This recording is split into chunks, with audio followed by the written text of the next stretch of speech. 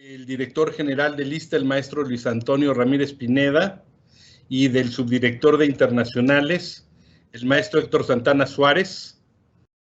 Les damos la más cordial bienvenida esta mañana a un tema que es, pues, por supuesto, relevante, muy relevante, por supuesto, dentro de la esfera del COVID, y que el director general y el subdirector Héctor Santana han estado muy atentos a darle seguimiento a este tema y muy receptivos a que hablemos de esto, ya que se encuentra en la primera línea del combate al COVID.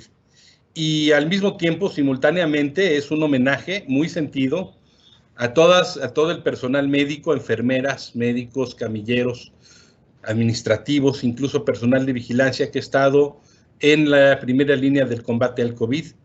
Esto sirva también como un homenaje a ellos, y también se hace por una petición sentida de que qué pasa con este tema de lo que es el estrés postraumático y el COVID-19. Para este efecto hemos invitado a dos eminencias en el tema. Uno nos acompaña desde la hermana República de Panamá, que es un gran experto. En un primer término lo voy a presentar a él. El doctor Miguel Ángel Cañizales es de formación psicólogo y es profesor de segunda enseñanza con especialidad en psicología. Tiene un posgrado en métodos alternos de resolución de conflicto y en pedagogía. Tiene maestrías en psicología social, psicología laboral, educación con énfasis en la educación superior, estudios de doctorado en administración pública, psicología clínica y antropología social y cultural. Tiene un doctorado en psicología social y un postdoctorado en psicología clínica y social con subespecialidad en psicología de la salud. Dentro de su experiencia laboral, ha ocupado posiciones como embajador de su país en España, ministro de Educación y viceministro. Ha sido rector de la Universidad Latinoamericana de Ciencia y Tecnología, ULACIT.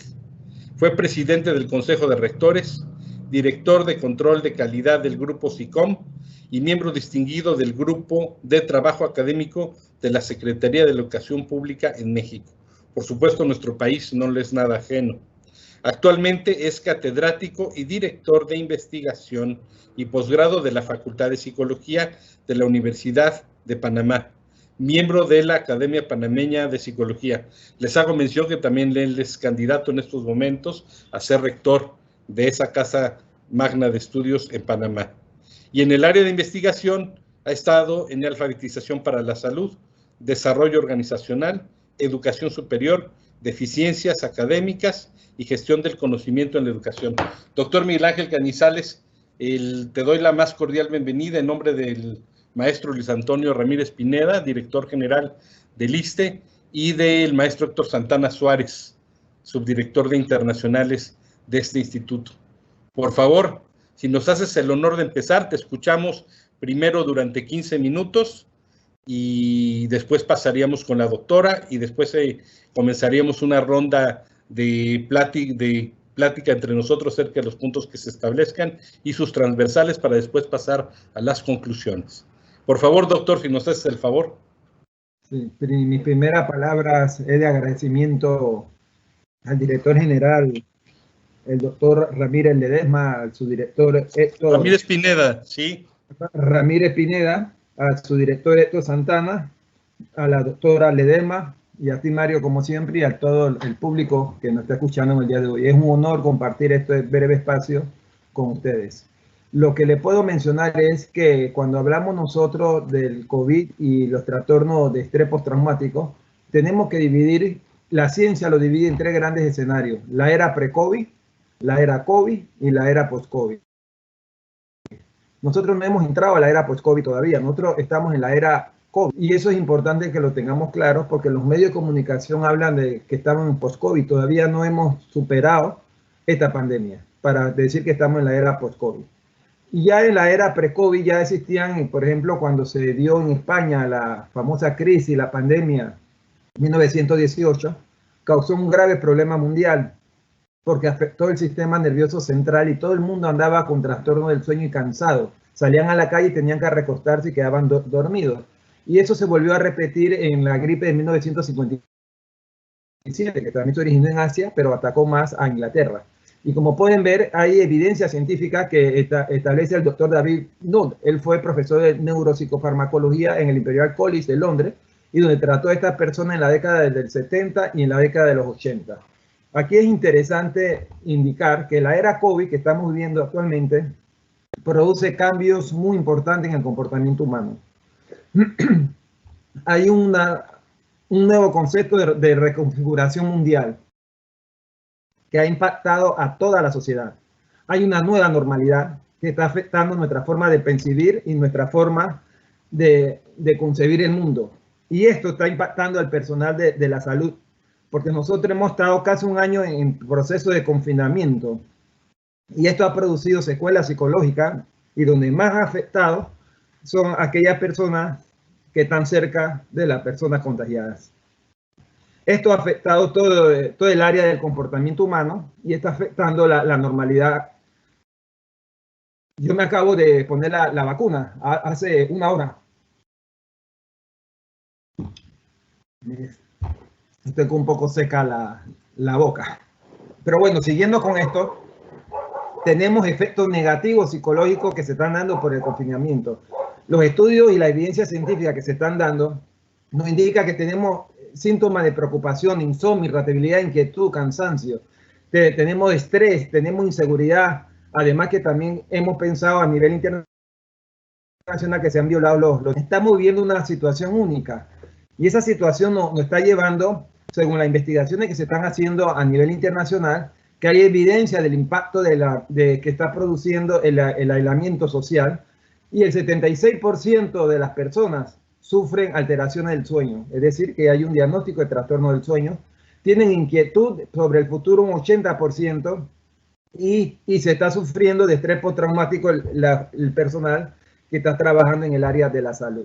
Esos episodios de trastornos emocionales pueden producir comportamientos negativos y se están mezclando muchas sintomatologías, como los síntomas de trastornos emocionales, todo lo que es preocupación, todo lo que es insomnio, todo lo que es irritabilidad, inquietud, estrés, ansiedad, solo el hecho de pensar que no podemos elaborar el duelo en un momento que hemos tratado a un paciente o que estamos colaborando con un equipo de trabajo y se nos va, es muy difícil y eso genera una serie de preocupaciones y genera una serie de situaciones cognitivas. Lo que se ha podido demostrar en las investigaciones es que los que sufren trastornos emocionales tienen más dificultad para adaptarse. Eso quiere decir que posiblemente tendrán que utilizar los servicios profesionales de un psicólogo o de un psiquiatra, porque usted sabe lo que significa el ritual del duelo y no poder elaborar ese duelo y que además formamos parte de las personas que se nos están yendo y a veces con una relación afectiva bastante fuerte. Todas estas investigaciones científicas concuerdan que los trabajadores de personal de salud son una de las personas que más están siendo afectadas, porque hay alta tasa de trastornos emocionales, hay depresión, hay ansiedad generalizada, hay trastornos del sueño. El 70% de los más expuestos de esos pacientes presentan estrés, reacciones de duelo y requieren apoyo psicológico. Y se han hecho investigaciones en México también y ha alertado Ramón de la Fuente que el 70% del personal el año pasado presentaron problemas de estrés. Ahora existe una nueva, si se quiere decir, patología o un nuevo trastorno que le llaman el estrés postraumático de Lucid, que en DABA del año 20 se definió como un trastorno, pero sin embargo esto todavía no está dentro de la nomenclatura del manual de enfermedades mentales, que es la DSM-5, que es la que se utiliza, o el CIE-10 o 11. Este trastorno por estrés postraumático es un trastorno mental. Esa es la primera que tenemos que tener claro. Esto se caracteriza por una aparición de síntomas específicos cuando hay un acontecimiento estresante. Y esto está clasificado en el grupo de los trastornos relacionados con traumas y factores del DSM-5 que le acabo de mencionar. Y esto es extremadamente traumático porque involucra daños físicos o de naturaleza amenazadora o catastrófico para el individuo.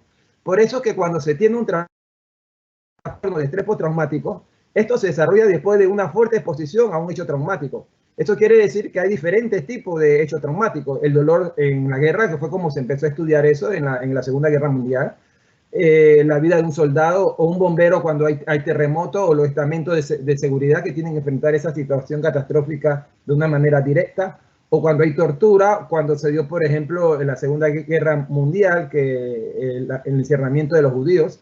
el acoso sexual, o cuando hay una pandemia, o cuando hay amenaza de muerte. Todos estos conceptos pueden ocasionar esto que le acabo de mencionar. Pero aquí lo importante es que este diagnóstico se hace cuando hay un síndrome. ¿Cuándo hay un síndrome?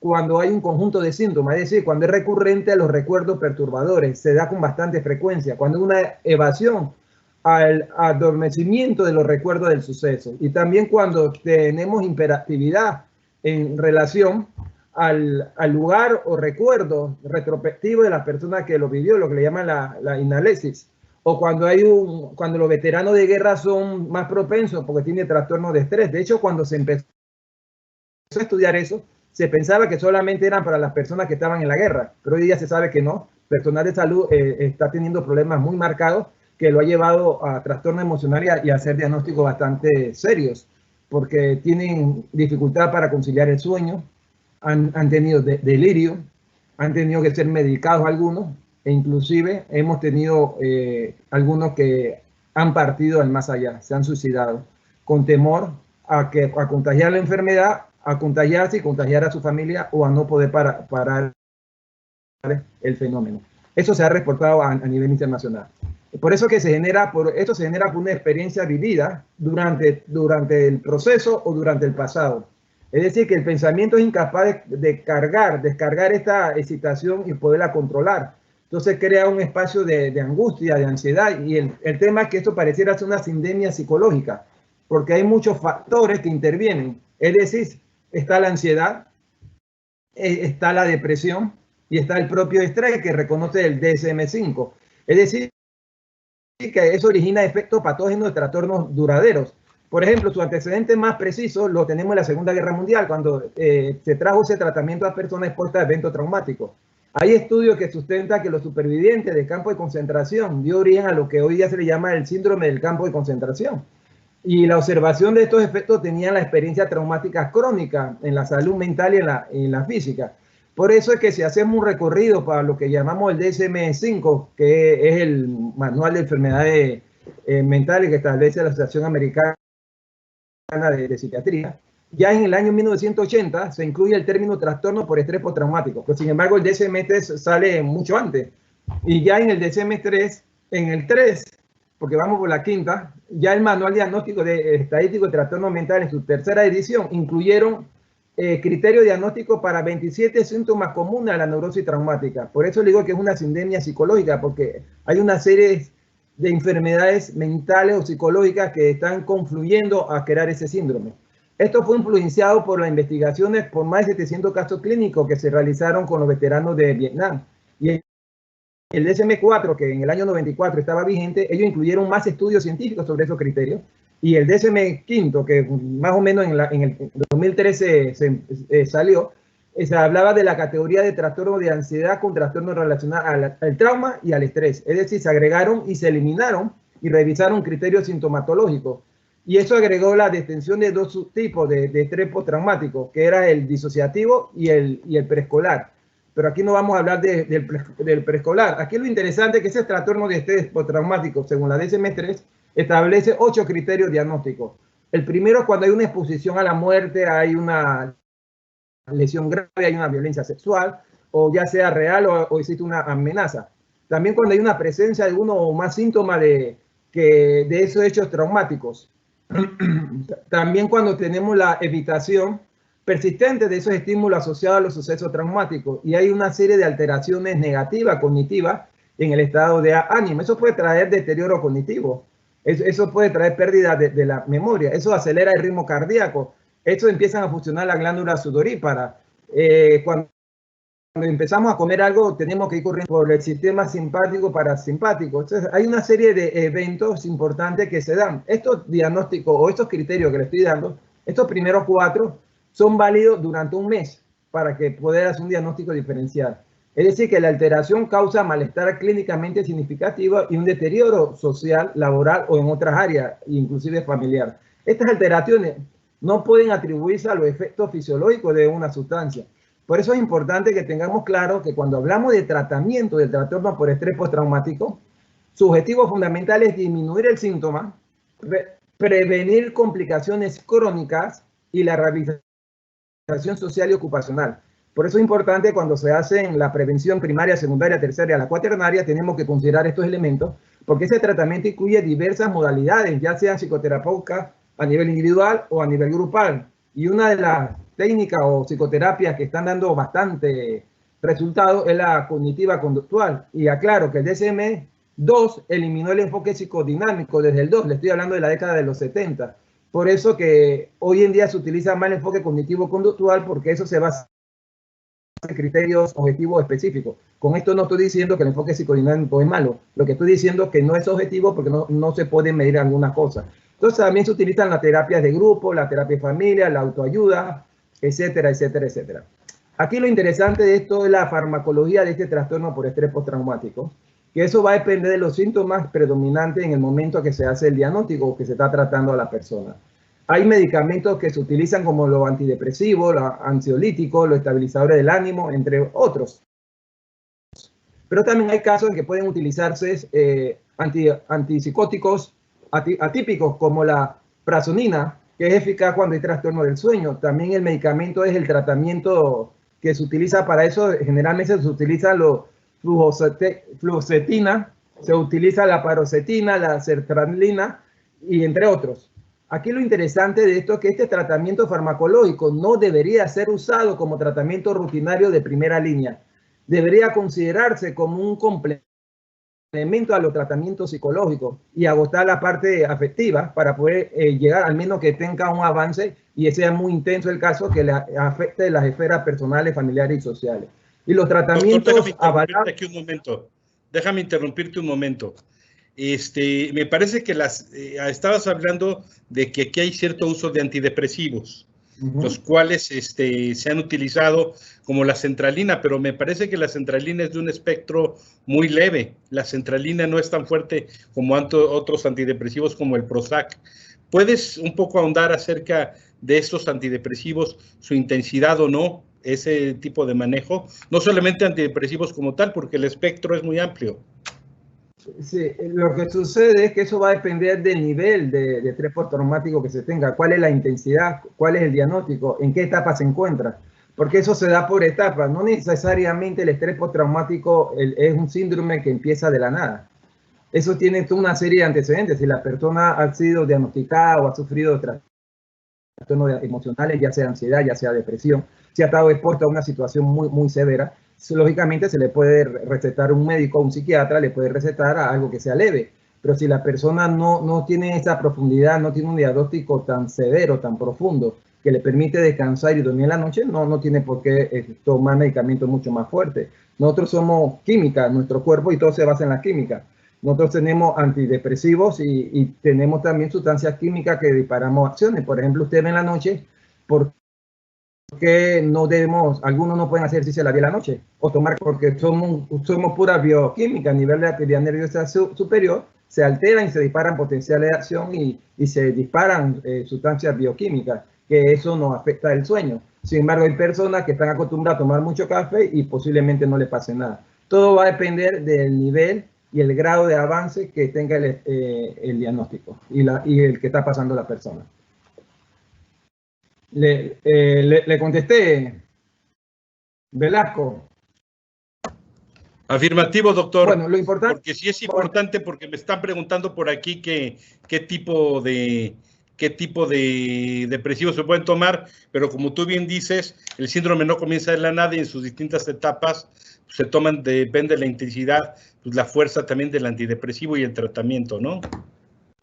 Yo no soy médico, pero sí tengo un postdoctorado en psicología de la salud y lo que más se están utilizando en este tema, se están utilizando la fluoxetina, se está utilizando la paroxetina, se está utilizando la sertralina, se está utilizando la venlafaxina y hay muchos otros, pero eso va a depender del diagnóstico y la intensidad con que se esté dando. Hay personas que le empieza a dar el estrés postraumático, ese trastorno. Sin embargo, lo han podido superar con la autoayuda. En el caso médico tienen amistades o tienen autoayuda o tienen familiares o tienen amigos que se les va llevando de la mano y otros que no conocen o no tienen a nadie y además que cuando llegan a su casa le entra la agorafobia o le entra otro tipo de patología psicológica que le da miedo enfermarse y enfermar a sus a su familia. Además que tienen que hacer el aseo de su casa, además que muchos tienen que cocinar, tienen que limpiar. Todo explícale, por favor, explícale un poco a nuestro público, porque muchos a lo mejor no van a saber temas como la agorafobia o la claustrofobia. Por ejemplo, esos dos, descríbeles qué son en relación con el post-COVID, doctor, por favor. Sí, mire, esto lo vamos a ver más adelante porque este postraumático se combina con otras patologías que como la que estamos hablando, pero me gustaría dedicar un poquito más de tiempo a esas porque se está entremezclando. Yo digo que es una sindemia, pero hay miedo al espacio cerrado y también miedo al espacio abierto y también tenemos temor a enfermarnos y a contagiar a otros. Y estas son las nuevas patologías que estaban dentro de las fobias sociales, pero ahora se están uniendo a esta nueva patología, porque ahora hay una nueva, que es la que le acabo de mencionar, que es el estrés postraumático que crea el UCI, que los cuidados intensivos, que las personas a veces puestas mucho tiempo, 14, 15, hasta un mes en el hospital, en la sala UCI, boca abajo y a veces con aparatos que le llega hasta el pulmón, eso ocasiona una serie de afectaciones psicológicas. Primero que segundo que no pueden hablar y algunos inclusive le tienen el coma inducido. Entonces eso genera efectos psicológicos y hay estudios que demuestran que tienen hasta delirios, que le da trastorno del sueño. Cuando ya salen de ese periodo que empieza la fase de recuperación, hay personas que empiezan a temblar porque empiezan a recordar. Porque es incómodo cuando todavía no se ha llegado al coma inducido. Tener estos aparatos hasta adentro, hasta que le llegan los pulmones y le genera una serie de sentimientos de inseguridad. Pero hay otras personas que tienen una estructura yoica mucho más fuerte, una estructura yoica que tienen más fortaleza mental para enfrentar esta situación. Todo va a depender de su historia clínica. Si hay personas que están asistiendo a psicólogo o a psiquiatra, posiblemente tengan más fortaleza. Pero si hay personas que han sido diagnosticadas con trastorno emocional y nunca han asistido a terapias, posiblemente vayan a tener mayor debilidad en afrontar esa situación. No sé si quiere esta primera fase que lo deja hasta aquí o continuamos. Sí, doctor. Ok. Y seguimos ahorita. Vamos a darle también ahorita la bienvenida a la doctora Lucía Amelia Ledesma. Doctora Ledesma, primero quiero comentarles algo muy importante porque la doctora también es una eminencia nacional y además es parte de nuestro personal en el ISSSTE. La doctora Lucía Amelia Ledesma Torres estudió la licenciatura en psicología con especialidad en el área clínica. Posteriormente realizó en México y en el extranjero estudios de maestría y posgrado de neuropsicología clínica, neuropsicología y educación, psicología de la salud, bioética, neurociencias, entre otros. También se especializó en psicoterapia racional emotiva, conductual, psicopatología y estimulación cognitiva del daño cerebral.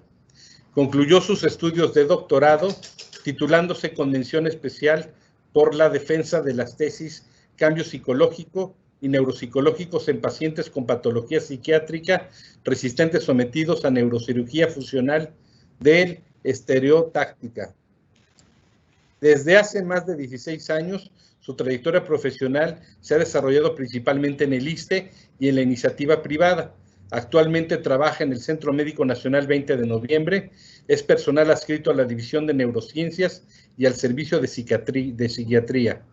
Pertenece al Comité Interdisciplinario de Neurocirugía Funcional de la División de Neurociencias, como al Subcomité de Trasplante de Médula Ósea en Adultos, a la Clínica de Tumores Cerebrales en Oncología Pediátrica, al Grupo Interdisciplinario del Curso de Alta Especialidad en Cirugía Bariátrica, UNAM-ISSSTE, y a la Mesa Directiva de la Sociedad Médica de este centro médico, titular de la Comisión de Planeación y Logística.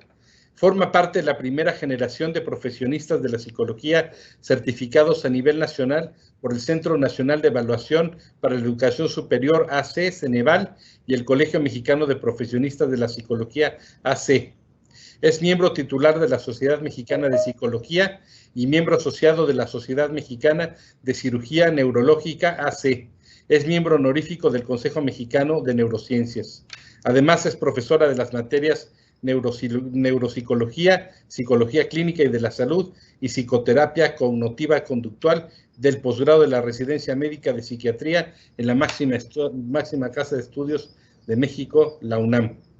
Doctora, pues tienes todavía un currículo todavía mucho más amplio, pero si nos haces el favor de darnos tu presentación y en 15 minutos nos volvemos a ver. Si hay alguna cuestión que más o menos el público quiera averiguar o quiera preguntarte, pues yo te lo haré saber levantándote la mano para que interrumpirte, por favor.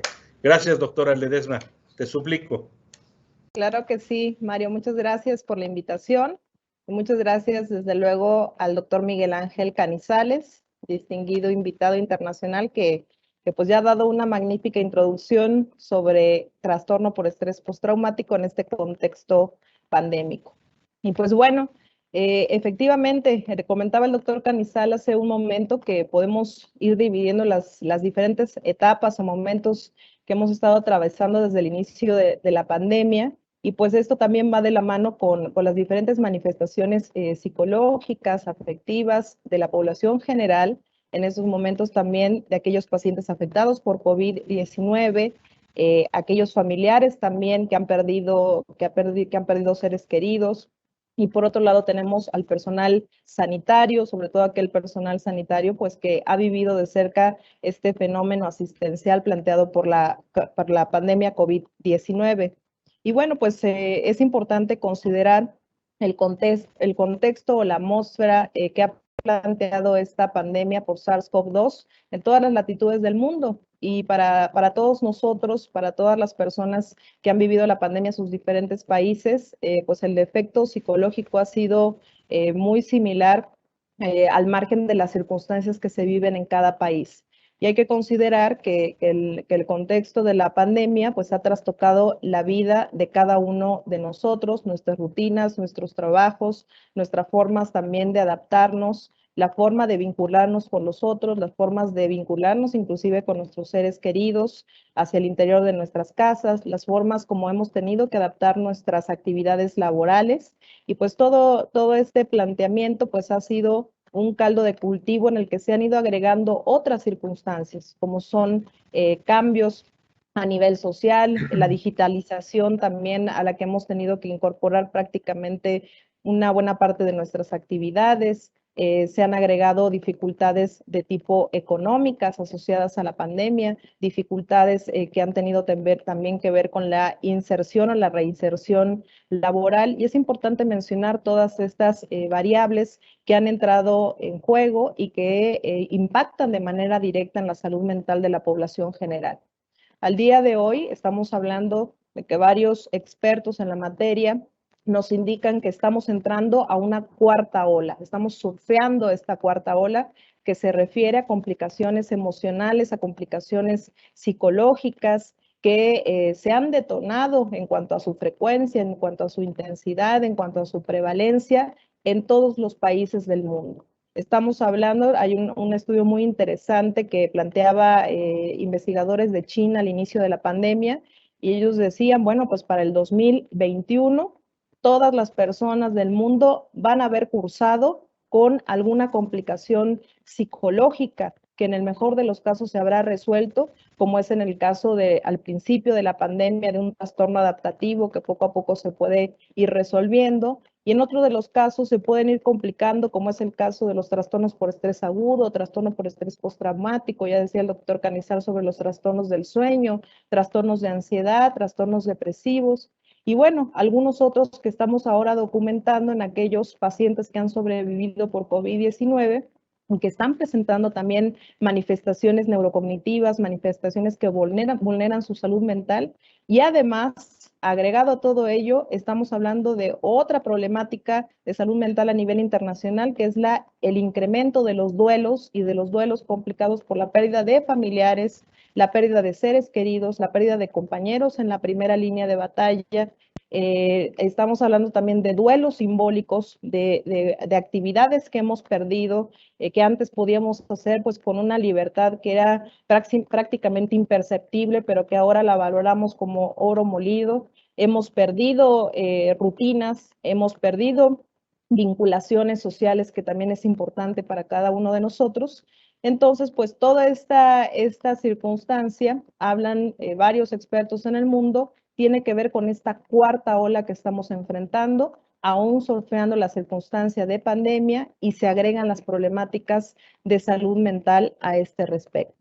Hablando en términos generales de la población general, de nuestra experiencia en el ISSSTE, cuando nosotros empezamos a atender la pandemia, dividimos nuestras intervenciones en la atención de los pacientes que eventualmente íbamos a empezar a recibir de manera hospitalaria afectados por COVID-19, también a sus familiares y por otro lado a los derechohabientes que ya tenían problemáticas emocionales, problemáticas psicopatológicas antes de la pandemia y que se fueron exacerbando en el transcurso de la pandemia.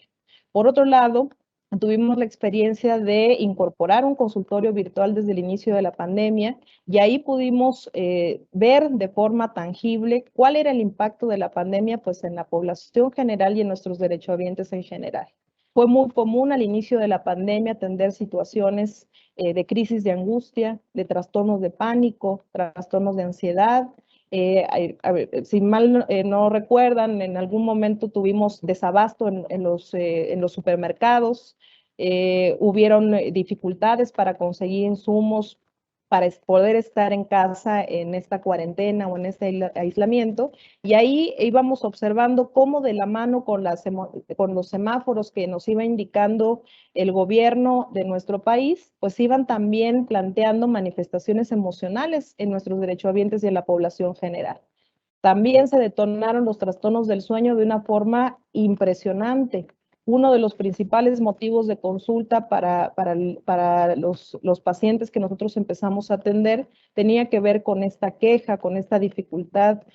Algunos otros planteaban también, conforme iba avanzando la pandemia, una especie de melancolía, una especie de tristeza flotante la mayor parte del día, de desgano. Inclusive poco a poco también se han ido publicando artículos que hablan sobre la fatiga pandémica, que es una especie de síndrome que hemos también vivido varios de nosotros, en donde hay desgano, hay una especie de abatimiento, hay poca motivación para iniciar pues actividades. Pasamos por otros momentos que también se plantearon en varios de los motivos de consulta sobre las dificultades intrafamiliares, inclusive situaciones de violencia intrafamiliar, que también se reportaron no solamente en las estadísticas, sino que también lo vivimos nosotros en los motivos de consulta que atendimos durante la pandemia.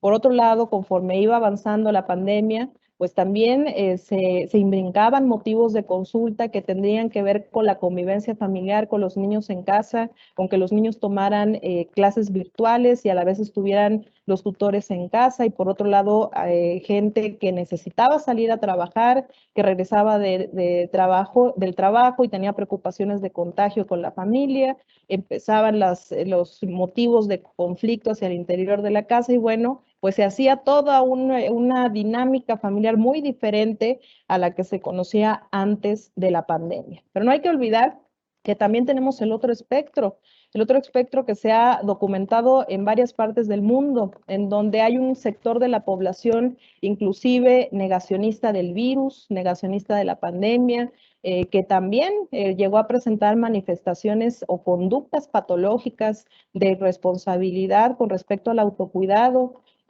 Surgieron inclusive artículos muy interesantes que le denominaban las covifiestas, en donde se hacían reuniones o fiestas clandestinas y aparecían pues todos estos integrantes de estos colectivos negacionistas del virus y pues bueno, pues la propagación de este virus iba a diestra y siniestra. En nuestra experiencia en las áreas COVID-19, pues para todos nosotros, para todo el personal de salud hacia el interior de áreas COVID-19, la experimentación que tuvimos de esta pandemia y que la seguimos teniendo nos puso en jaque.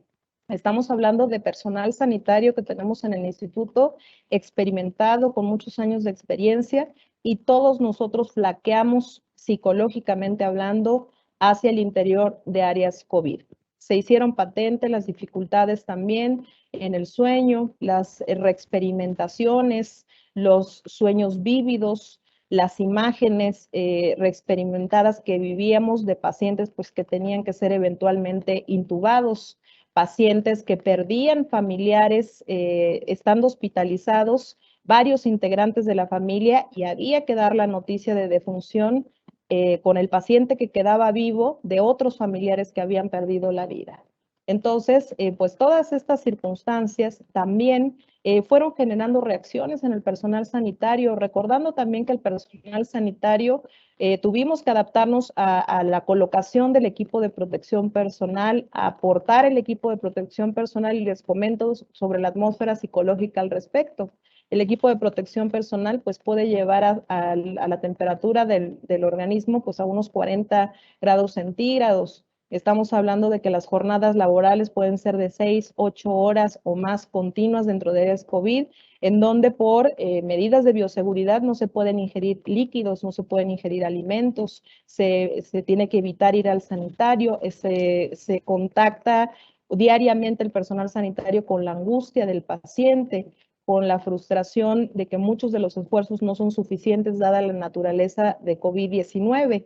Y bueno, pues esto a su vez va generando reacciones o fue generando reacciones que a mí me tocó presenciar de compañeros que lloraban antes de entrar a áreas COVID, otros compañeros que presentaban crisis de angustia hacia el interior de áreas COVID cuando todavía no estábamos acostumbrados a todo este proceso y tenían que salirse de las áreas COVID para recuperarse. Otros compañeros que desafortunadamente perdieron la vida, otros compañeros pues que nos ha tocado despedir a nuestros propios compañeros, compañeros que les ha tocado cuidar a sus propios familiares dentro de áreas COVID, compañeros que les ha tocado despedir también a familiares dentro de áreas COVID.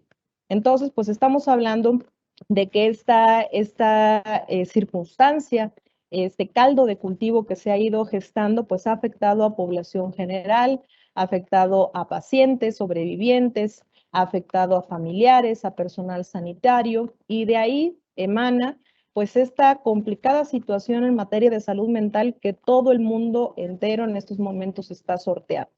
Y aquí es donde se enmarca el trastorno por estrés postraumático, considerando que no es el único trastorno propiamente asociado a la circunstancia de pandemia. Tenemos muchos otros como los mencionados, trastornos del sueño, trastornos depresivos, trastornos de ansiedad.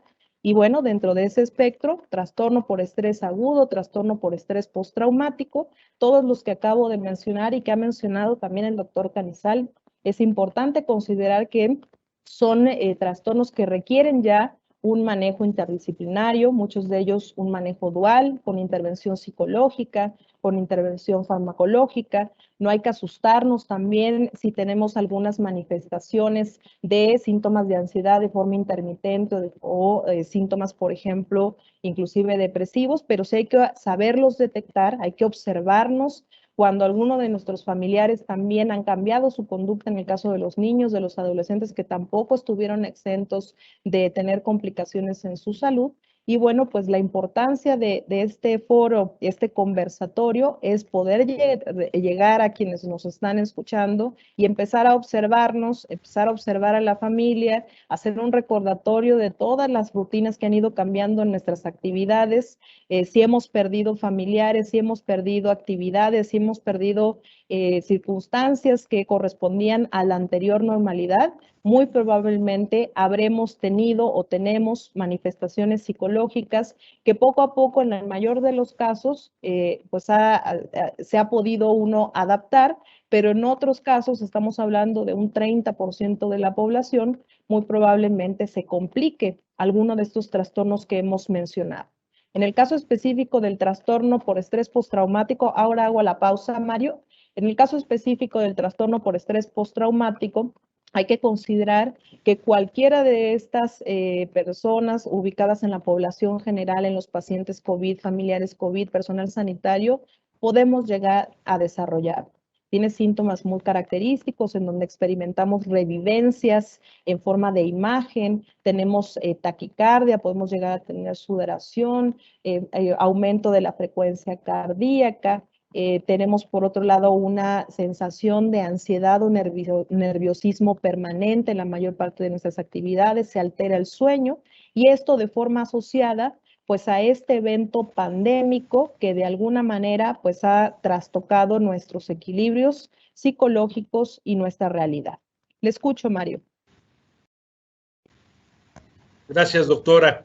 Pues yo creo que ahorita, con base en todo lo que dijiste, doctora, quiero yo preguntarle al doctor Miguel Ángel Cañizales, lo que expone la doctora Ledesma y que ha estado ahí en pues digamos que fue el hospital que fue la reina del combate al COVID el 20 de noviembre, tanto del instituto y a nivel nacional, me atrevería también a decirlo. Doctor Cañizales, parece que la doctora Ledesma pues, nos planteó un escenario casi ficcional, ¿no? Mientras algunos estaban encerrados en casa o algunos estaban sufriendo por estar encerrados en casa o en las fiestas COVID, pues el personal sometido en un traje anti-COVID durante 6-8 horas sin poder tomar alimentos, con esa sudoración que en alguna imagen del Medio Oriente vimos que una compañera médico se quitaba su traje y todo estaba lleno de su transpiración, ¿verdad? Parecía que le hubieran metido una cantidad excesiva de líquidos. Nos parece como película de ciencia ficción. Sin embargo, como describe la doctora, así ocurrió. Me llama mucho la atención, doctor Cañizales, lo que dijo la doctora del negacionismo, de estos grupos negacionistas. ¿Podrías problematizar un poco en torno a esos puntos, por favor, doctor? ¿Cómo ves? Sí, sí, sin duda se ha vivido una de las situaciones más difíciles en la historia de esto que algunos denominan la nueva era, debido a que no nos preparamos para enfrentar esta situación y nos llegó de sorpresa y el mundo no estaba preparado porque se notó el colapso de los sistemas de salud a nivel mundial. En los países más desarrollados tuviesen los mismos problemas, al igual que el sistema educativo. Fueron 1.600.000 millones de estudiantes que paralizó el mundo y lo que ha generado una serie de ansiedad y de estrés en los padres de familia. Por primera vez en la historia los padres tienen que ser los maestros de sus hijos y no estaban preparados para eso. Entonces están valorando más las profesiones. Se revalorizaron la profesión del sector de salud, que son los héroes son los nuevos héroes que se están dando. El concepto de héroe se está redefiniendo a nivel social. Ya no van a ser por estatus social, por situación económica, a nivel socioeconómico. Va a ser los que recogen la basura, los que siembran la tierra, etc. Entonces, sin duda alguna, el personal de salud son los que más han sufrido esta situación. De hecho, en México hay una ONG que se llama La Voz por Salud Mental, muy reconocida ya, que alertó sobre los problemas de la población y la sobrecarga emocional de la pandemia que estaban sufriendo el personal de salud, porque llegó un momento que estaban hasta siendo discriminados. Hay barriadas o colonias o sectores que no querían montarse a un metro, a un bus, a un taxi, o que estuviesen cerca, que no veían a un uniformado. Entonces hubo que hacer toda una campaña para entender de que si no es por ellos, no estamos aquí, son personas importantes. Entonces se crearon una serie de situaciones, se encuentran en una situación muy difícil actualmente porque deben lidiar con sobrecargo de trabajo. Y además de eso, uno de los problemas que estamos frecuentando en los sistemas de salud, que no es inclusivo, hay casi el 50% de la población mundial no tiene seguridad social, lo cual nos convierte en una bomba social que lo han manejado muy bien, a mi juicio, los países, independientemente de que no han habido insumos, que no han habido equipamiento de bioseguridad, no ha habido explosión social en todos los países, en unos cuantos países. Entonces eso se debe al manejo de la pandemia que se ha hecho en los gobiernos. Latinoamericano me refiero. Entonces, en los hospitales faltan insumos para atender a estos pacientes. Entonces, eso se traduce, el médico, el personal de salud lo traduce en pérdida de vidas humanas y de sus compañeros. Esto deja a los profesionales de salud con una gran sensación de impotencia al no tener insumos como unos guantes o a veces para el cabello, para los zapatos o los medicamentos, etcétera. Entonces yo creo que estamos viviendo situaciones difíciles, pero este estrés postraumático va a generar nuevas patologías que se van a escribir en los nuevos manuales de enfermedades mentales, porque todavía no está escrito, se están juntando con otra patología y se están creando nuevos conceptos, como por ejemplo el año pasado la literatura psicopatológica no conocía lo que era el estrés postraumático de Lucy. Eso viene del año pasado, es muy reciente. Apenas se están empezando a hacer investigaciones sobre estos hechos y solamente las investigaciones que se hacen en relación al COVID en aspectos psicológicos representan el 2% de personas infectadas, por lo tanto hay mucho que hablar y mucha tela que cortar. Pero estoy totalmente de acuerdo con lo que plantea la doctora.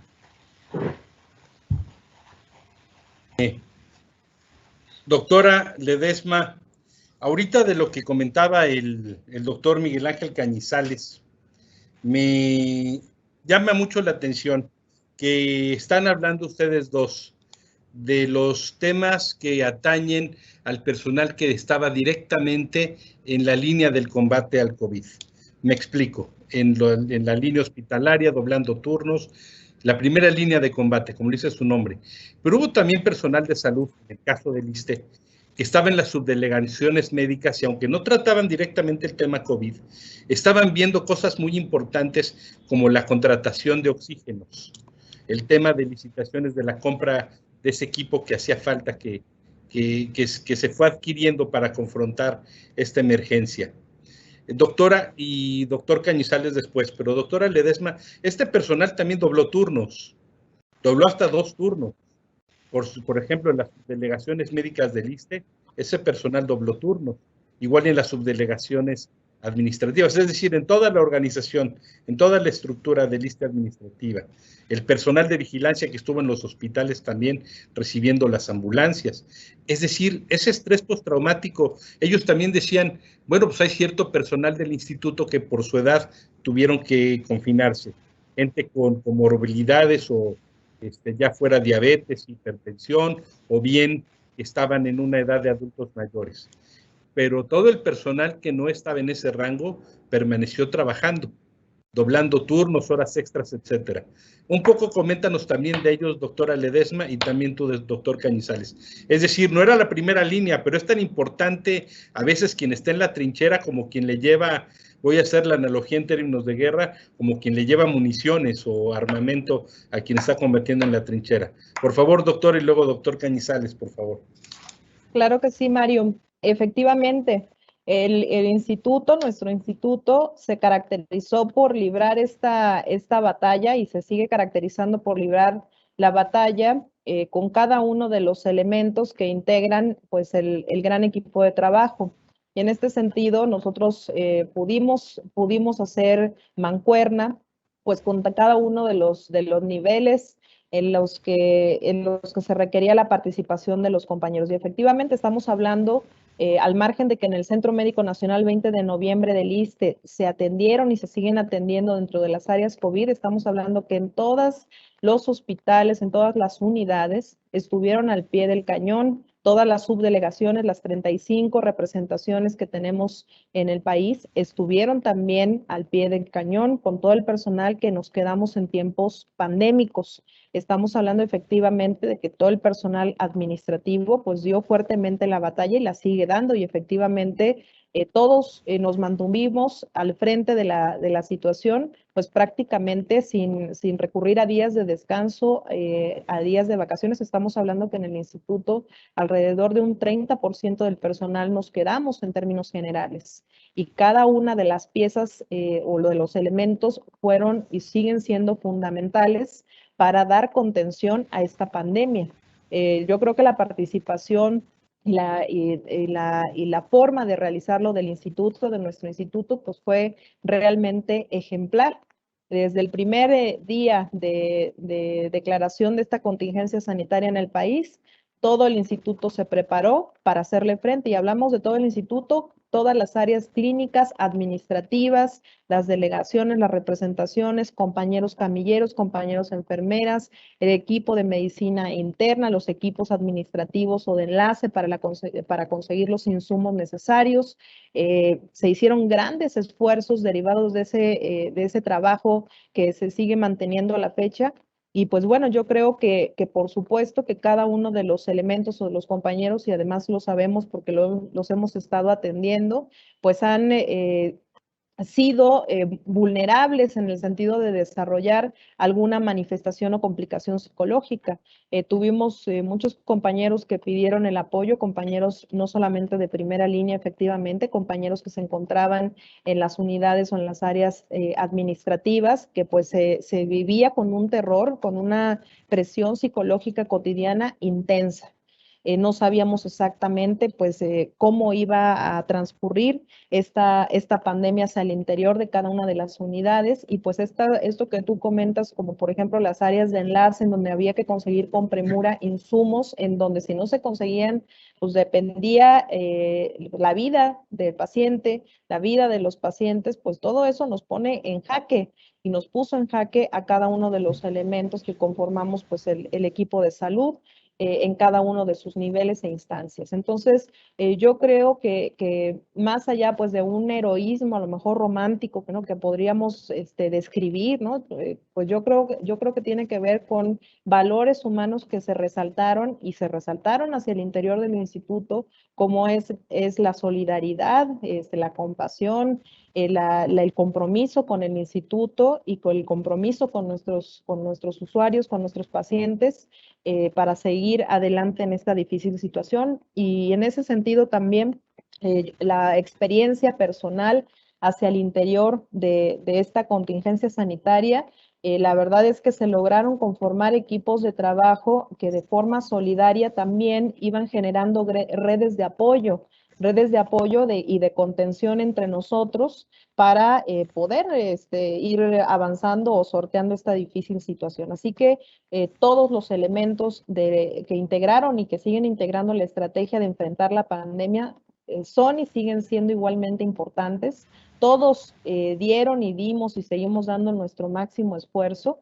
Y es importante lo que tú comentas sobre el tener vivo el tema de que es importante estar al pendiente de la salud mental de todo el personal que integra el instituto y que desde luego estuvieron enfrentando esta difícil pandemia.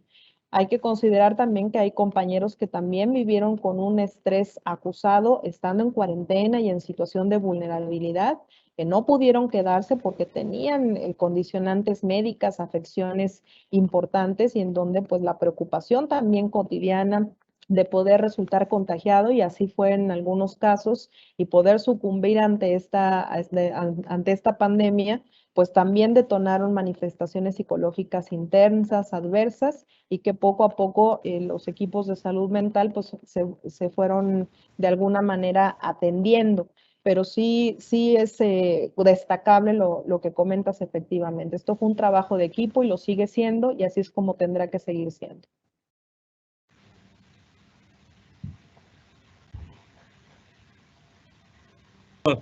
Perdón, doctora, gracias.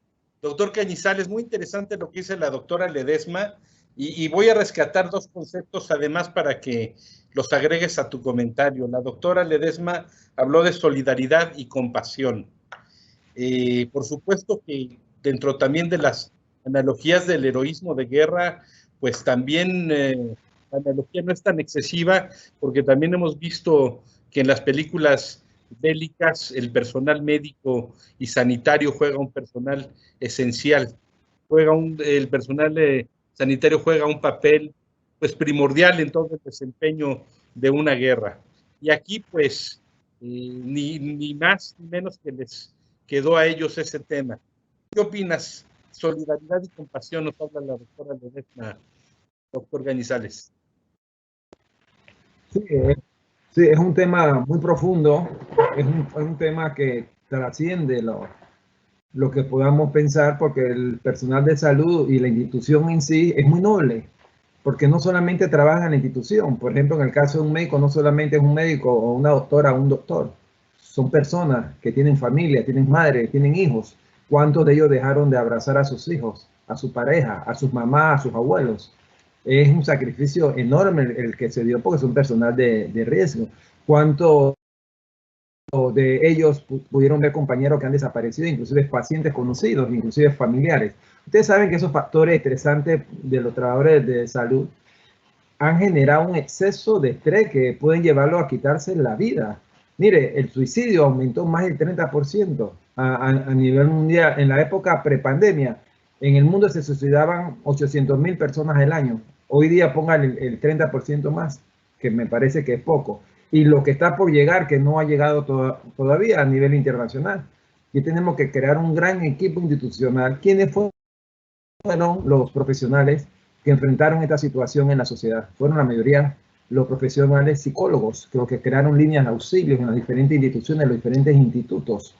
Sin embargo, me parece que todavía no se ha terminado esto. Esto está iniciando, que hay que crear un gran equipo multidisciplinario, porque lo que está por llegar después de la época post-COVID va a ser muy grande. No solo los trastornos mentales ni emocionales, sino económicos. Todo se va a generar un problema muy grande. ¿Quiénes se están suicidando hoy en día? el mayor riesgo que tenía en la época de la pandemia eran los jóvenes eran las personas jóvenes de 15 a 49 años. Ese era el primer lugar de suicidio. El segundo lugar, los 15 años no, 19 a 35 años. Hoy en día, el tercero está subiendo, que eran de 15 a 29 años, está subiendo. Y está subiendo por situaciones interesantes, inclusive los jóvenes, los niños en la etapa de lactancia o los preadolescentes de 12, 13 años que antes no reportaban suicidios, se están reportando. Niños jóvenes de 9, 10 años porque la mamá le quitó un celular, se tiró del carro. Otros se tiraron a un puente. Todas esas situaciones se están dando porque el suicidio en este sector de la población está presente a nivel mundial y el personal de salud no escapa de esa realidad porque son personas ante todo. Por eso es que la solidaridad humana juega un papel importante. Y ahí quiero referirme a mi maestro Díaz Guerrero, mexicano, creador de la hipnopsicología a nivel mundial, parecía lo que es la hipnopsiquiatría en Europa de Veroz. Él decía que no podíamos estudiar ni resolver el problema a nadie si no estudiamos su cultura. Entonces en México se ha hecho estudios muy interesantes con el hijo de él, con Rogelio Díaz Guerrero. Se llama Estudio de Cultura, que se realizó con Hodgkin y Hosman, un seguimiento único en la historia como de 15 a 20 años, donde demostraron que en México la cultura es todavía afiliativa, no es individualista. Por eso que la madre juega un papel muy importante en todo. Es decir, cuando estamos manejando un carro y alguien se nos atraviesa, inventamos la madre, mentalmente o verbalmente. Cuando estamos molestos, inventamos a la madre. Entonces la madre juega esa función desplazadora y mediadora entre el ambiente, la sociedad y la persona. Y eso es lo que caracteriza a México, un país solidario. No se espera menos y a todos los niveles. Yo recuerdo cuando yo vivía en México, cuando yo hice mi doctorado en México, en la UNAM, se dio la invasión de Panamá. Y lo más interesante, cuando se da la invasión, al siguiente día, yo en mi casa había muchas bolsas de comida porque mi esposa estaba embarazada y yo estaba estudiando y no podía recibir dinero. Esto es México, la solidaridad humana. Entonces, esto es lo que ha pasado y seguirá pasando. Y eso está demostrado científicamente, lo que le acabo de decir. Por eso que los testimonios hablan de un sentimiento de impotencia por parte de la sociedad. El hecho de caer en esos decesos y en esos estrés constantes que no se pueden evitar. Aquí lo único que se puede hacer es empezar a organizar la salud mental, pero generando equipos de trabajo en áreas de conocimiento que no se están utilizando. Por ejemplo, los médicos para los hospitales, esto está muy bien, pero el virus no se resuelve en los hospitales, se resuelve en la calle. Es un problema social, por lo tanto debe ampliar el equipo de profesionales. Deben haber antropólogos, deben haber economistas, deben haber psicólogos sociales. ¿Por qué un psicólogo social? Porque son los encargados de medir y cambiar las actitudes sociales. Una actitud es una predisposición. Entonces usted no puede cambiar una actitud como una opinión. Una opinión es una cosa y una actitud, las opiniones varían constantemente, pero las actitudes son más durables. Por eso es que los políticos deberían prestarle más atención a la escala de medición como Sutton o Likert o el diferencial semántico, que son las escalas que miden actitudes, porque es más durable. Y eso es lo que nosotros tenemos que implementar en la comunidad. Tenemos que involucrar otras áreas del conocimiento, porque el problema del virus no es los hospitales. Ahí se da la atención médica. El problema es la calle y es social. Y muchos países que han podido ejercer, como lo hizo China también, involucraron otros profesionales para poder resolver este tema. Y por eso es que ese estrés postraumático que genera trastorno mental, porque es una reacción emocional fuerte y duradera, es decir, provoca un suceso perturbador. Y esta crisis, esta pandemia, precisamente es el ejemplo mayor que podemos dar nosotros. Porque eso se está combinando con otras patologías como la depresión, el ataque de pánico, la ansiedad grave, el uso excesivo de sustancias, también puede caer en la adicción.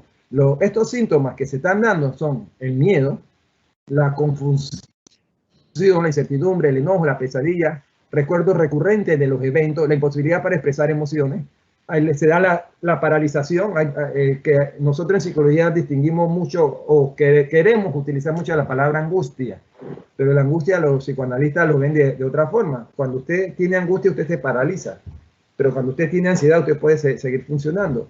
Pero ambos, ansiedad, estrés o angustia, tienen la misma efecto psicofisiológico.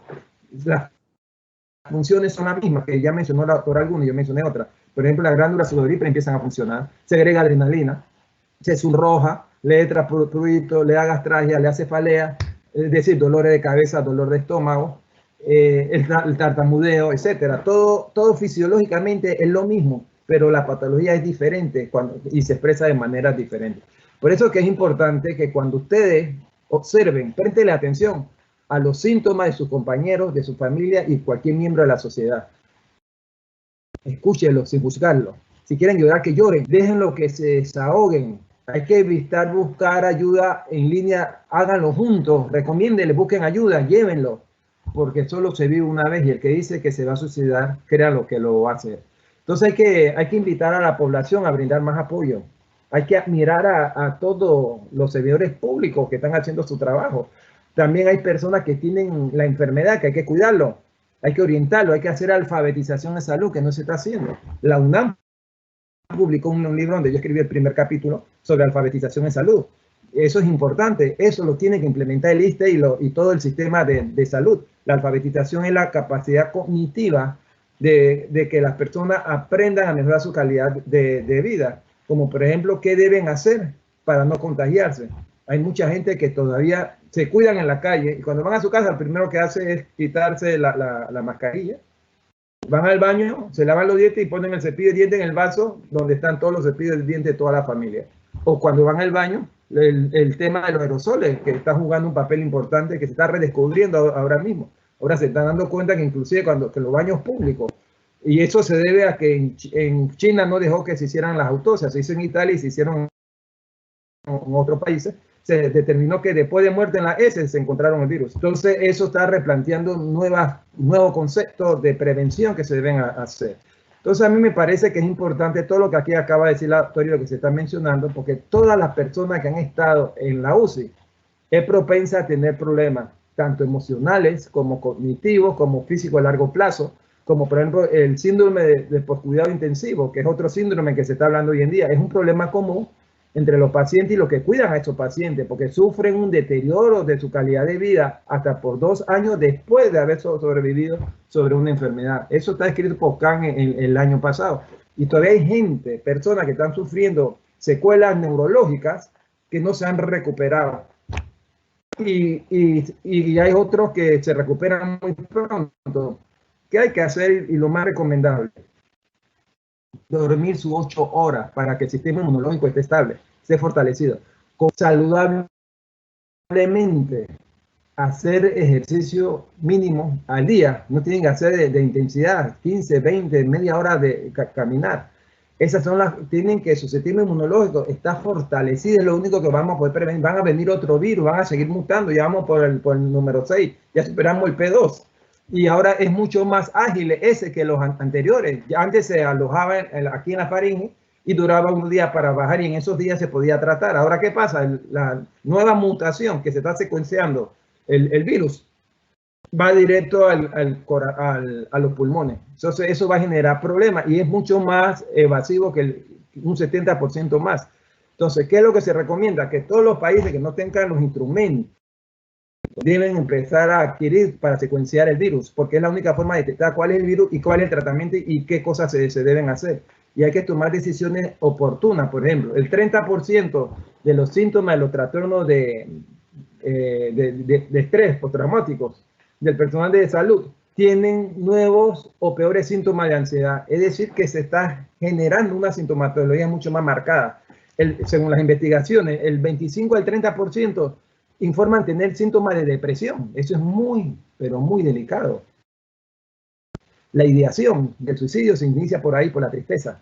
El 20% tienen síntomas de trastorno de estrés postraumático. Y esto fue el año pasado, eso tiene que haber aumentado. Esos estudios los realizó una psicóloga en rehabilitación, que es profesora en medicina de física y rehabilitación de Johns Hopkins, en medicina en Baltimore.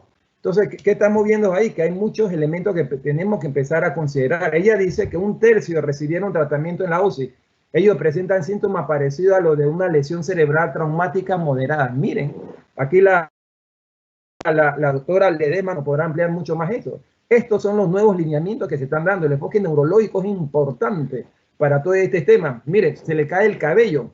Es un problema neurológico. Crean necrosis.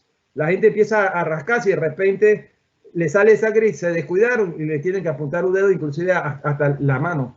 Crean otro síndrome que más adelante podremos conversar. Entonces, la tasa similar de los soldados que regresaron a la guerra encontraron situaciones parecidas a las que estamos hablando. Por eso hoy se puede padecer de lapso de la memoria, deterioro cognitivo, debilitamiento de la habilidad de la función ejecutiva como la planificación y la resolución de problemas. Están hablando y pierden la hilación del tema. Hey, espérate, ¿qué dije? ¿Qué me olvidé? Estos efectos pueden magnificarse en los pacientes cuando padecen delirio. Hay un estado de confusión, hay desorientación porque está acompañado de alucinaciones. Y hay estudios que demuestran que alrededor de un 40% de los pacientes que están internados en UCI presentan esa patología. Por eso es importante que tenemos algunos retos que cumplir. Hay que organizar una asistencia psicológica en las distintas fases de la pandemia que se destaquen grandes desafíos, como por ejemplo, hay que crear equipos de protección, tener infraestructura para la teleasistencia, porque ya el mundo cambió, no vamos a regresar a lo que éramos antes. El personal y tener profesionales de la salud mental. Cada día vamos a jugar un papel más importante en el abordaje psicológico de la crisis y la emergencia. Tenemos que capacitar más a la persona y utilizar equipos multi-intertransdisciplinarios. En China, por la escasez de recursos humanos, provocó que un mismo profesional atendiera y se le diera un curso para poder atacar de manera precisa esa problemática. Y se debe acumular responsabilidades reduciendo la efectividad de sus intervenciones. Es decir, tenemos que hacer un llamado a todas las universidades, llámese oficiales o particulares, para que enfrenten esta situación, porque lo que está por venir es mucho más grande de lo que ya ha pasado. Eso que decía Mario, él decía, es que parecen trajes de astronauta o algo así, entendí lo que dijo cuando están en UCI. Bueno, los estudios demuestran que los pacientes piensan eso, porque le producen mayor distanciamiento emocional. Usted se imagina estar sin sus seres queridos, está hospitalizado y le quitan el celular. A veces se lo dejaron cuando lo limpiaban todo, porque el celular acumula mucha bacteria que todos saben, ¿no? Entonces eso agudiza el sentimiento de soledad, el hecho de estar ahí. Aumenta, hay una ausencia de control, hay vulnerabilidad. Eso es más traumática, le hace más traumática esa experiencia. Y el personal de salud, consciente que está afectando el estado psíquico, en unos países tomaron algunas alternativas. Estos trajes que parecen astronautas, que de bioseguridad, le pusieron cinta adhesiva y los pacientes empezaron a escribir historias, mensajes que querían enviar y muchos agarraron los celulares, se los limpiaron bien y pudieron despedirse y mandar mensajes. Muchos no salieron, muchos no regresaron, pero la tecnología jugó un papel importante. Entonces yo después en el otro bloque, si quieren, le podemos hablar un poco el papel o qué debe preguntar el psicólogo, por ejemplo, para la recuperación. El psicólogo tiene que darle, cuando se le da de alta al de los hospitales, a estos pacientes, el psicólogo debe participar en este equipo multidisciplinario con una evaluación minuciosa de sus necesidades a posteriori. Es decir, en los primeros 2 meses hay que darle un seguimiento a los pacientes porque no tienen idea de los daños que van a sufrir y el deterioro si no se atienden a tiempo con un neurólogo. Entonces hay que diseñar un programa de rehabilitación específico junto con otro especialista. Entonces hay que mitigar todo el concepto del miedo y la angustia. Por ejemplo, hay que ayudar a comprender los síntomas tanto físicos como psicológicos. El paciente debe ser consciente. Hay que explorar si se ha sufrido alucinaciones, qué perturbaciones, qué delirios, qué dificultades con la memoria presenta. Hay que darle una explicación clara sobre la causa de todo esto y hay que realizar recomendaciones para mejorar. Hay que conocer qué tipo de síntomas pueden aparecer. Hay que explicar los escenarios que puedan ocurrir y cómo actuar. Y es más, hay que hablar del tratamiento. Hay que establecer la pauta de rehabilitación que deberá seguir las personas para mejorar su condición física y moral. Y una de las preguntas obligadas que debe hacer un psicólogo o las personas del equipo que está trabajando en la recuperación del paciente es ¿qué te preocupa acerca de lo que te puede estar causando ese dolor en el pecho? ¿Qué haces o dejas de hacer cuando tienes fatiga? ¿Cómo te sientes cuando te vienen a la cabeza imágenes de la UCI?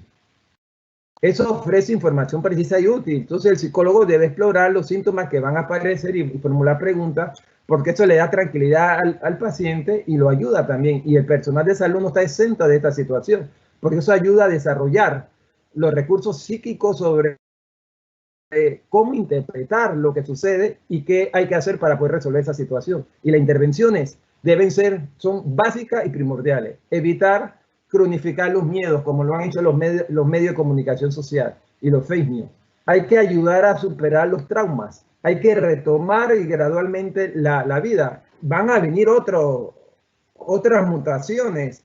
Tenemos que enfrentarlo. Estar en la casa no es la alternativa ya. Es la bioseguridad y es el cuidado. Y hay que ir soslayando los ciclos de hiperactividad e hipoactividad que se están desarrollando. Y aquí le quiero muy breve decir lo que usted me preguntó sobre la hipocondria social. Esa es la obsesión a padecer enfermedades graves. Es decir, el temor al contagio del personal familiar y social. El personal de salud tiene un temor enorme, y más cuando tienen niños pequeños o tienen padres adultos, mayores o abuelos. Según el informe de Java, eso fue en el año pasado, el 84% tiene una excesiva preocupación y además tienen miedo de realizar y de salir a la calle para contagiar a otras personas porque consideran que son personas de riesgo. Entonces ellos recomiendan realizar más actividades físicas, pero en la otra patología que yo le hablaba de la fobia social es la agorafobia, que es el temor obsesivo a los espacios abiertos. Ese es un conjunto de fobias que engloban miedo al salir a la casa, entrar a la tienda, la persona empieza a llorar, se paraliza, ya no quiere abrazar, y es lógico que no quieran abrazar, y no deben abrazar a nadie por ahora. Las relaciones de pareja han cambiado, hay parejas que ya no se abrazan, ya no se besan. Eso está ocasionando otro tipo de disfunción familiar. Hay preocupación, le dan náuseas cuando salen a la calle, y cuando hablamos de la claustrofobia social, es miedo a los espacios cerrados, o sea, se evita contagio físico, miedo a las aglomeraciones, miedo al contagio, que eso va a determinar la experiencia con los demás. Eso va a cambiar todo ese concepto de consumo y ocio a la hora de trabajar. El problema se convierte en algo sindémico, porque el hipocondrialismo y la claustrofobia social se convierte en una sindemia, y eso va a generar otros problemas que tenemos que cambiar. La gente va a tener cada día más desconfianza masiva. Cada día vamos a verificar más la información que nos llegan. Y las personas cada día vamos a tener más temor a cercanos, y eso es lógico y es normal. Entonces vamos a buscar y exigir credibilidad y transparencia en la información. No vamos a querer todo lo que nos dicen las redes. Vamos a tener que buscar más información mucho más precisa. Esta mañana todo el mundo me decía, ¿cómo te vas a vacunar? Y digo, no, yo tengo y cuando fui, tengo una conferencia, ¿a qué hora ya? No, pero usted tiene que estar sentado media hora aquí. Yo esperé 15 minutos y me tengo que ir o llego tarde. Y no, lo único ni dolor, un poco de calambre aquí, que es normal. Pero aquí han creado toda una fantasía en relación a estos temas que está generando mucho más ansiedad en la persona.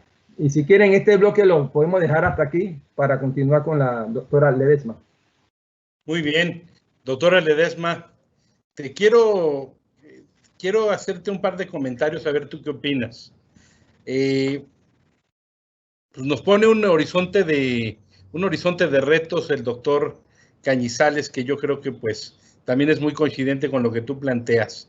El doctor Cañizales nos habla pues la necesidad de un equipo multidisciplinario en la era COVID. Pareciera que este es un tema nada más netamente de psicólogos, pero pues el horizonte que se plantea de retos se requieren sociólogos, economistas, econometristas, abogados, una serie de disciplinas que concurren en estos equipos multidisciplinarios. Nos habla también el doctor de un tema fundamental en el análisis de la información, credibilidad y transparencia. Creo que es un tema muy importante, cómo vamos a manejar la información para que la gente tenga acceso a datos útiles y no a paja que los lleve a tomar pues algunas conclusiones pues erróneas o que pueden llegar a ser erróneas. Sin embargo, yo quiero que también, doctora, nos hables dentro de este bloque que tú tienes, y que por cierto ya nos estamos encaminando casi a la recta final, pero que nos hables también del estrés de las otras enfermedades, doctora. ¿Qué pasa con la diabetes mellitus? Es la principal causa de mortandad en nuestro país. Tenemos el primer lugar y además en términos de las enfermedades crónicas degenerativas son las más onerosas, pero es decir, las más caras. Pero un poco que nos hables y las otras pandemias tan graves, que pues la diabetes, el grado que tenemos de mortandad o de cáncer es incluso más numeroso que el del COVID.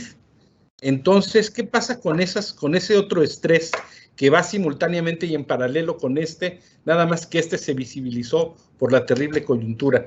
Un poco que problematices eso, y ya al público en general les digo que ahorita es el momento, si quieren ir interviniendo en el chat, quiere hacer alguien una pregunta, les sugiero que me pongan su nombre, me pongan de dónde nos escriben, si sos de una unidad médica o es público en general, por favor y gracias. Doctora, por favor.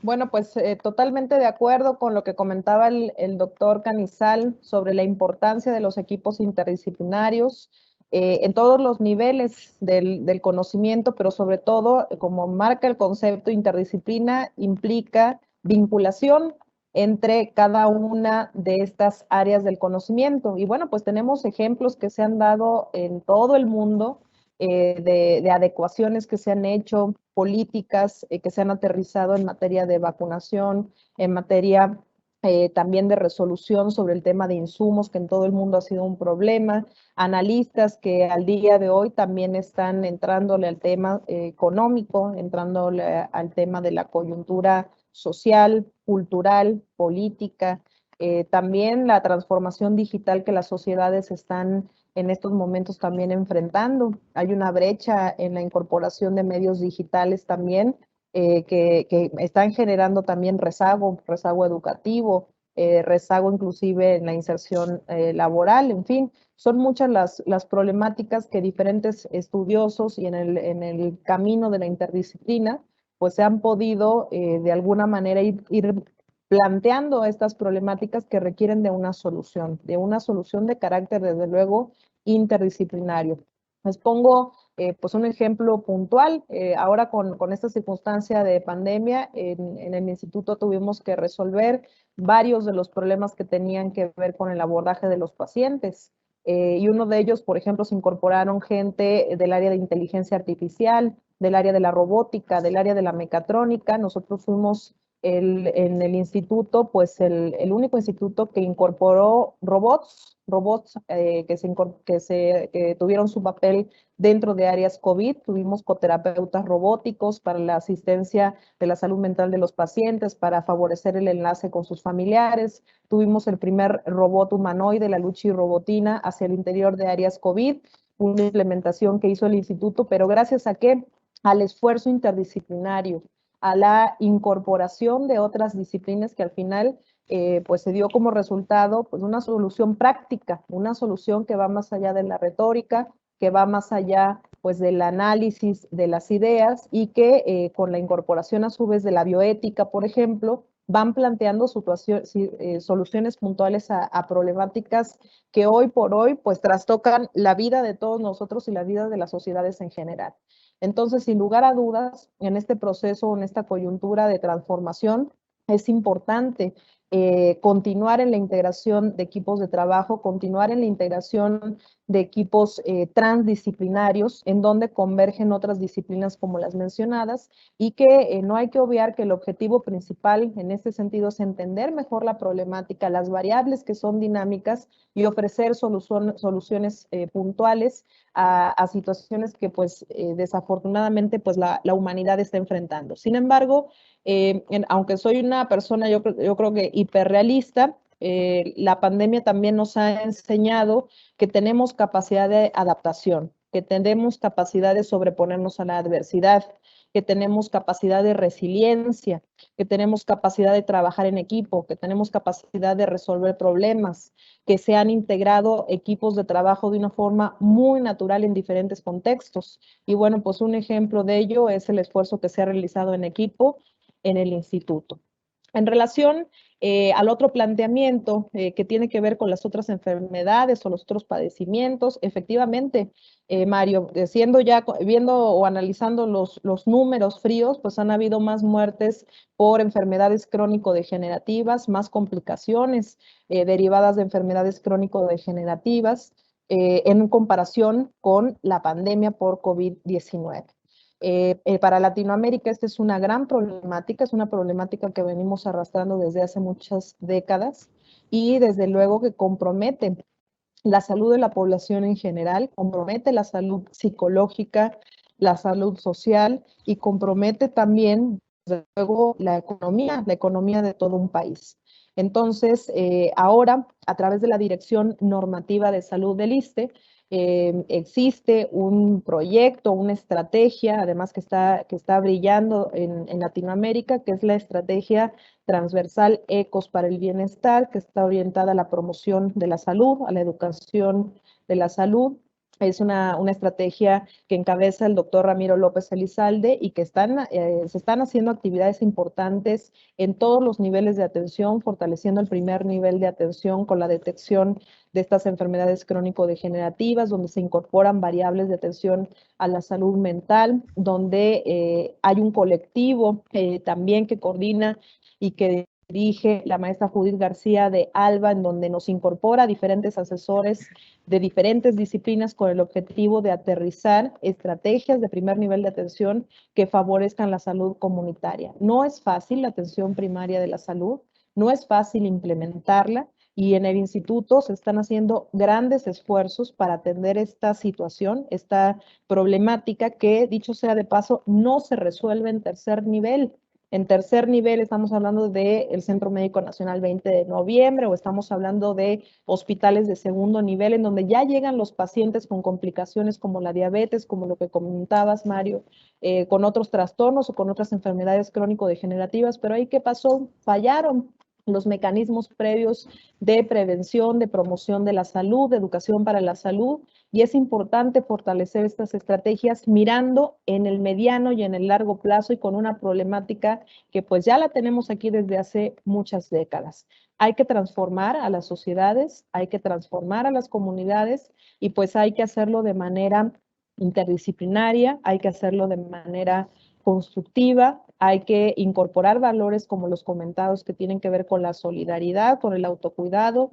Para la Organización Mundial de la Salud para este 2021 establece como temática principal el autocuidado, y esto hace alusión a todas las problemáticas de salud que no están directamente relacionadas con la pandemia y que nos van a complicar pues en esta siguiente etapa una vez que logremos sortear esta circunstancia de emergencia sanitaria, pero que se siguen acumulando pues problemáticas que no han tenido una resolución completa. La resolución en quién está, en un esfuerzo colectivo, en un esfuerzo de los gobiernos, en un esfuerzo de los sistemas sanitarios o los sistemas de salud, en un esfuerzo de los equipos de salud comunitarios como la estrategia ECOS para el bienestar que tenemos afortunadamente en el instituto y que se está trabajando arduamente para ello, y en el esfuerzo propio o en el esfuerzo individual que tiene que ver con el autocuidado. Entonces tenemos grandes retos, pero a su vez también tenemos capacidad de adaptación. El ser humano en todas las edades tiene esa capacidad de adaptación, tenemos capacidad de aprendizaje, y pues esta pandemia y el historial que ha tenido la salud poblacional, pues yo espero que podamos aprender de esta experiencia y que reforcemos de manera individual y en colectivo las estrategias para estar mejor, sanamente, más equilibrados también psicológicamente, y pues para tratar de rescatar y fortalecer valores humanos que también a su vez nos han rescatado de estos difíciles meses de pandemia en nuestras vidas cotidianas. Doctora, gracias. Doctor Cañizales, y ya como parte de, también para que le agregues tus conclusiones, pero yo quisiera retomar un punto que dijo la doctora con relación a la Organización Mundial de la Salud, estableciendo el parámetro de que el autocuidado es algo importante. Sin embargo, ¿por qué visibilizó el COVID estos temas? Si en cuestiones como el cáncer de mama, que es el que más afecta a la mujer, la autodetección y la autoocultación temprana es un tema que desde hace mucho se maneja, la autoexploración para que ellas puedan detectar este cáncer.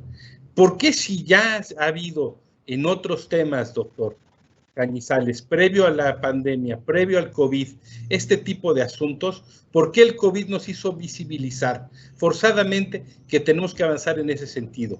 Que estos pronunciamientos no debieron de hacer antes, en la era pre-COVID, y lo tendrán que hacer cuando salgamos de la etapa COVID, cuando estemos en el post-COVID. ¿Por qué no desde antes, doctor, se impulsó más esto, la autodetección, la autoexploración? ¿Por qué, doc? Siendo que los países nórdicos sí lo hacen, por cierto. Sí. Los países nórdicos no tienen problema en cuanto a ese tema, pero tuvieron los mismos problemas que tuvimos los países en vía de desarrollo. pero ellos sí tienen muy claro todo el concepto de inclusión social. De todos los niños o niñas que ingresan a un preescolar terminan un posgrado. Allá para comprar un periódico va, deposita el dinero y lo agarra. No tienen que poner efectivos policiales ni poner cámaras por todos lados para comprar ni aumentarle los precios a la cámara para que se lo gane otra persona. O sea, allá el tema de la corrupción es un tema resuelto. Nosotros en América Latina estamos en busca de ese tema. Nosotros dedicamos alrededor, casi a nivel internacional, y México no escapa esa realidad, casi el 70% del presupuesto en salud se va a esas 4 enfermedades: cáncer, trastornos respiratorios, trastornos cardiovasculares y la diabetes. Entonces, lo que hay que hacer es lo que se empezó a hacer hace mucho tiempo. En México nosotros fue que iniciamos, había un ministro que me invitó de educación hace, no sé, hace como 10 años, 8 años, no me acuerdo, y él había sido ministro de salud y fue ministro de educación. Invitó a varios exministros, entre ahí estaba nuestro amigo común en Chile, Martin Silly, y empezamos a desarrollar todo lo que es la alfabetización en salud. México tiene toda una historia. México acaba de sacar en América Latina el primer libro. Lo sacó hace 2 años sobre alfabetización en salud. Y ese es el tema principal. La gente no sabe cómo cuidar o el autocuidado para prevenir enfermedades. Ahí entra luego lo que es la salutogénesis.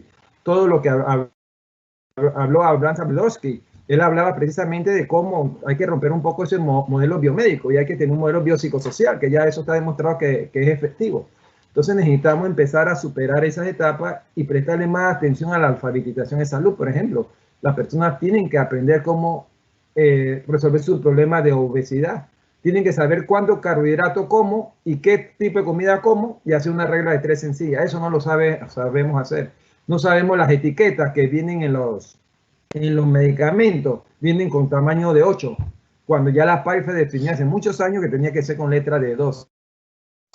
Y en Estados Unidos mueren 150 millones de personas al año por temas de alfabetización y en América Latina ni se diga. Por eso que en lo que yo estoy tratando de explicar aquí es toda la dificultad psicológica que se tiene en la hospitalización. O sea, todos los contagios pueden experimentar dificultades psicológicas, pero es mayor si ha habido una hospitalización. No es lo mismo, fíjense, no será la misma experiencia si una persona ha tenido síntomas leves a una persona que ha tenido síntomas profundos o una persona que haya permanecido aislada en su domicilio. No es lo mismo sintomáticamente hablando y sin conciencia de la enfermedad. No es lo mismo si tiene conocimiento, si es un médico o alguien en personal de salud que tiene conocimiento previo para saber lo que tiene que hacer, que alguien que no tenga ninguna información. O que alguien crea que es un resfriado, que ahí se ha muerto mucha gente pensando que es un resfriado. No es lo mismo utilizar técnica invasiva, agresiva, como respiración y la ventilación mecánica, que no utilizarla, porque hay una desestabilización emocional cuando se está en la hospitalización, y eso es lo que se está empezando a estudiar ahora, porque hay estresores intrahospitalarios, hay ambientes que agravan el impacto emocional del paciente. Usted se imagina estar aislado, sin compañía, amorosa y tranquilizadora de su familia, o ser testigo de la muerte de las personas que están a su lado, ya sea amigo o colega, o ver un colega que estuvo con ustedes combatiendo y de repente lo ve como paciente. O observar cómo otras personas están inmóviles, inertes, conectadas a respiradores. Entonces, hay una serie de elementos que tenemos que ir considerando y que son importantes que le prestemos atención. Por ejemplo, en los aspectos psicológicos de la recuperación hay que considerar la ansiedad, la depresión, los miedos, la incertidumbre, la hipervigilancia, el insomnio, bueno, y muchos otros factores, porque son los que nos va a regir y nos va a dar lineamientos. El síndrome por OSI, ¿qué produce? Pérdidas de la fuerza muscular. Cuando usted ha estado sometido a ventiladores, lógicamente un mes o 15 días usted sale débil, además que la grasa corporal disminuye, por eso es que los adultos mayores no aguantan esto. Pero queda muy débil, no puede. Hay personas que han sido deportivas y cuando salen quieren empezar a correr, no pueden. Hay cambios en la fuerza motora, hay sensibilidad debido a la difusión de los nervios, genera depresión, la gente empieza a llorar y no saben por qué, porque parece que hay un problema de hinchazón a nivel del cerebro. Hay cambio cognitivo, hay deterioro cognitivo, no pueden llevar adelante una conversación. O sea que hay una serie de multiplicidades. El virus ataca diferentes órganos. Al principio se pensaba que eran los pulmones, pero hoy día ya se sabe que las personas que han sido hospitalizadas generalmente con ventiladores, el 40% presentan alucinaciones, El 30% tienen confusión de delirio según las investigaciones que se han hecho. Hay estado alterado de conciencia, un 22%. Esto se explica por las causas orgánicas, es decir, eso tiene que ver con el déficit de oxígeno en su cerebro, eso tiene que ver con la fiebre, eso tiene que ver en la encefalitis que se está creando. Hay toda una discusión en relación a ese tema y parece que las investigaciones parecen indicar que la inflamación causada por el COVID puede ser la responsable de esos efectos que estamos mencionando. Otros por coronavirus como el SARS o el MERS que han tenido impacto psicológico, pero se han notificado casos de trastorno de estrés postraumático, de depresión y trastorno de pánico, porque el coronavirus podría incluir secuelas psicopatológicas, además por medio de una infección directa a la vía del sistema nervioso central, que es decir, que indirectamente a través de una respuesta inmune. Eso significa que hemos avanzado en cuanto a la inflamación que afecta a la salud mental, teniendo en cuenta que es alarmante el impacto de la infección que tiene el COVID en la salud mental. Los conocimientos actuales sobre esta inflamación tienen un efecto psicológico y psiquiátrico, porque la observación indica que hay una inflamación fuerte, conduce a una depresión más grave. Hay muchas investigaciones que se están haciendo, por eso es que las condiciones físicas interaccionan con otros elementos que exacerban esta sintomatología, como por ejemplo los síntomas de inmunológico débil. Cuando las personas tienen un sistema inmunológico débil, está en aislamiento, los efectos sedantes, la sensación de aturdimiento de ciertos medicamentos, el estrés, miedo, estado de ánimo bajo, bueno, en fin, son muchas cosas, pero lo más interesante para ya concluir con esto es que cuando el paciente está en el UCI y tiene los ventiladores, existe la posibilidad de desarrollar graves cicatrices físicas y emocionales, porque afecta el 30 al 50% de los sobrevivientes. La idea es que las secuelas sean las mínimas posibles, no que aumenten. Por eso que después del destete, como le llaman algunos, de los respiradores pueden aparecer un elenco de dolencias que se engloban todas las que hemos mencionado durante la mañana de hoy. Entonces, ¿cuáles son las sintomatologías más fuertes y las patologías que se están dando? Primero, en primer lugar está la ansiedad, está el estrés y está la depresión. Y ahora que está aumentando el trastorno de estrés postraumático, está aumentando, ya se habla cerca de un 30%. Significa que ya se va a convertir esto en un problema si no lo atacamos, y los felicito a ustedes por un evento como este, porque entiendo que es puro personal del ISSSTE que está expuesto a esta condición y no escapa de esta realidad.